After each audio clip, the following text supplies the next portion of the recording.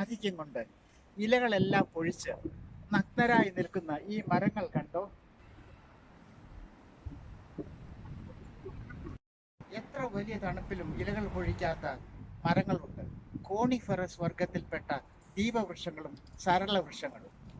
Christmas ട്രീയെ പറ്റിയും അതിൻ്റെ ചരിത്രത്തെ പറ്റിയും പ്രതിപാദിക്കുന്ന ഈ വീഡിയോയിലേക്ക് എല്ലാവർക്കും സ്വാഗതം.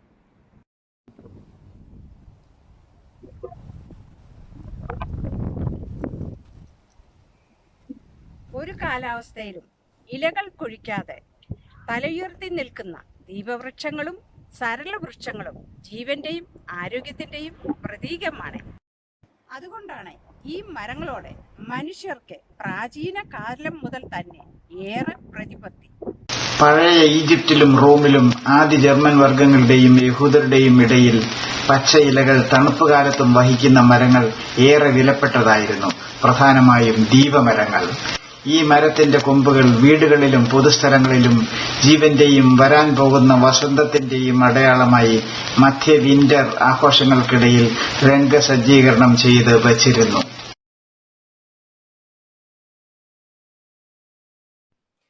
ക്രിസ്ത്യാനിറ്റിയുടെ ആവിർഭാവത്തോടുകൂടി പഴയ സംസ്കാരങ്ങൾ എല്ലാം തന്നെ ഉന്മൂലനം ചെയ്യപ്പെട്ടു. ജനഹൃദയങ്ങളിൽ അടിയുറച്ചിരുന്ന പഴയ ആചാരങ്ങൾ എല്ലാം തന്നെ ക്രിസ്തീയവൽക്കരിക്കപ്പെട്ടു. അങ്ങനെ പഴയ ദീപവൃക്ഷങ്ങൾ ഇപ്പോൾ പർദീസ മരമായി മാറി. എങ്ങനെയാണ് ഈ മാറ്റം സംഭവിച്ചത്? AD 336 ആദ്യമായി ഡിസംബർ 25 യേശുവിന്റെ ജനനം ആഘോഷിച്ചത്. യേശു ജനിക്കാൻ കാരണം ആദവും ഹവ്വായും പർദീസയിൽ പാപം ചെയ്തതുകൊണ്ടാണ് എന്ന് ക്രിസ്ത്യാനികൾ വിശ്വസിക്കുന്നു. അവരുടെ പാപത്തെ ഫേലിക്സ് കുൾപ്പ, അതായത് ഭാഗ്യം കൊണ്ടുവന്ന പാപം എന്ന് പോലും വിശേഷിപ്പിച്ചു. അതിനാൽ ആദത്തിനും ഹവ്വായ്ക്കുമായി സഭ ഡിസംബർ 24 മാറ്റിവെച്ചു. പർദീസയിൽ നടന്ന പാപത്തിന്റെ കഥ ഡിസംബർ 24 മിസ്റ്ററി പ്ലേകൾ വഴി നാടകീയമായി അവതരിപ്പിച്ച് ആദത്തിനെയും ഹവ്വായെയും ആദരിച്ചു പോന്നു. 1965 സഭ ഡിസംബർ 24 ആദം ഹവ്വ ദിനം റദ്ദാക്കിയത്. പർദീസയിലെ പാപം ചിത്രീകരിക്കുന്ന മിസ്റ്ററി പ്ലേകൾ നടത്തിയപ്പോൾ ഒരു പർദീസ മരം ആവശ്യമായിരുന്നു. ഡിസംബറിലെ വിന്റർ സമയത്ത് ആപ്പിളുമില്ല, ആപ്പിൾ മരങ്ങളുമില്ല. അങ്ങനെയാണ് വിന്ററിലും സജീവമായി പച്ചിലകളുമായി നിൽക്കുന്ന ദീപമരങ്ങൾ പർദീസ മരമായതും അതിൽ ആപ്പിളിന് പകരം വർണ്ണപ്പകിട്ടുള്ള ചെറുഗോളങ്ങൾ തൂക്കിയിട്ടിരുന്നതും. നൂറ്റാണ്ടുകൾ കടന്നുപോയി. 15-ാം നൂറ്റാണ്ട് മുതലാണ് ജർമ്മനിയിലെ ചില സ്ഥലങ്ങളിൽ ക്രിസ്മസിനോടനുബന്ധിച്ച് ദീപമരങ്ങൾ ഉപയോഗിച്ചതിന്റെ രേഖകൾ ആദ്യമായി കാണുന്നത്, അതും സമ്പന്നരുടെ ഇടയിൽ മാത്രം. 1850 മുതൽ ജർമ്മനിയിൽ ഈ മരങ്ങൾ വിപുലമായി കൃഷി ചെയ്യപ്പെടുകയും എല്ലാവർക്കും ലഭ്യമാക്കുകയും ചെയ്തു. കൂടാതെ എല്ലാ രാജ്യങ്ങളിലേക്കും ദീപമരങ്ങൾ കയറ്റുമതി ചെയ്യുകയും ചെയ്തു. ഇതിനകം മിസ്റ്ററി പ്ലേകളുടെ കാലഘട്ടം അവസാനിച്ചതിനാൽ പർദീസ മരം ആയിരുന്ന ദീപമരം സാവധാനം ക്രിസ്മസ് ട്രീ ആയി മാറി. 1950 ആദ്യമായി കത്തോലിക്ക പള്ളികളിൽ ക്രിസ്മസ് ട്രീ അനുവദിച്ചത്. 1982 ആദ്യമായി വത്തിക്കാനിൽ ഒരു ക്രിസ്മസ് ട്രീ ഉയർന്നത്. എന്തായാലും മനുഷ്യർ പഴയ ആദം ഹവ്വ ദിനം മറന്നില്ല. ഇപ്പോഴും കുടുംബങ്ങളിൽ ക്രിസ്മസ് ട്രീയുമായി ആഘോഷം ഡിസംബർ 24 തന്നെയാണ് നടത്തുന്നത്.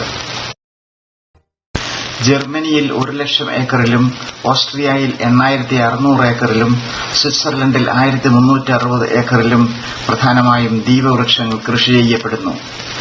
എത്ര ശ്രദ്ധയോടുകൂടിയാണ് അവർ ഈ മരങ്ങളെ വളർത്തിയെടുക്കുന്നത് എന്ന് കാണുക.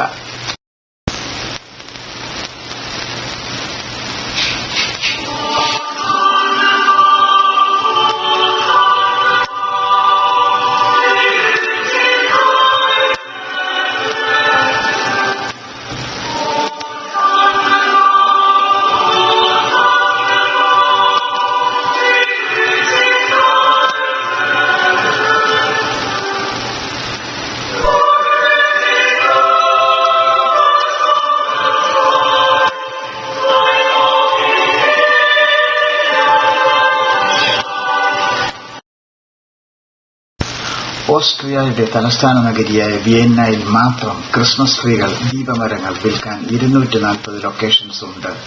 മരങ്ങൾ വരുന്നത് മിക്കവാറും എല്ലാം തന്നെ ലോവർ ഓസ്ട്രിയയിലും സ്റ്റേറിയയിലും ഉള്ള വലിയ കൃഷി ഉടമകളിൽ നിന്നാണ്.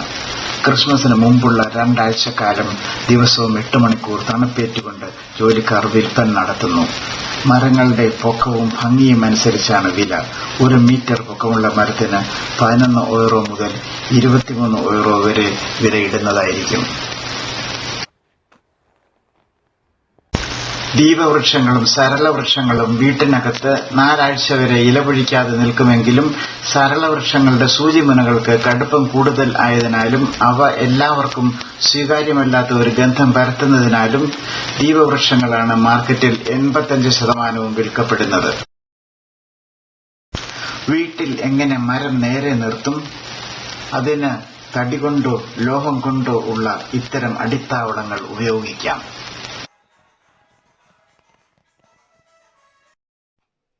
ഓസ്ട്രിയയുടെ മനോഹരമായ കായലുകളിൽ വർഷം തോറും ക്രിസ്മസ് ട്രീകൾ കൊണ്ട് വളരെ അർത്ഥവത്തായ ഒരു പരിപാടി നടക്കുന്നുണ്ട്.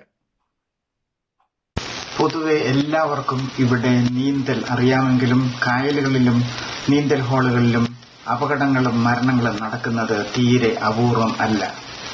ക്രിസ്മസ് ട്രീ വലിയ സന്നാഹങ്ങളുമായി ഉദ്യോഗസ്ഥരുടെ സാന്നിധ്യത്തിൽ വെള്ളത്തിൽ താഴ്ത്തി സ്ഥാപിക്കുകയാണ്.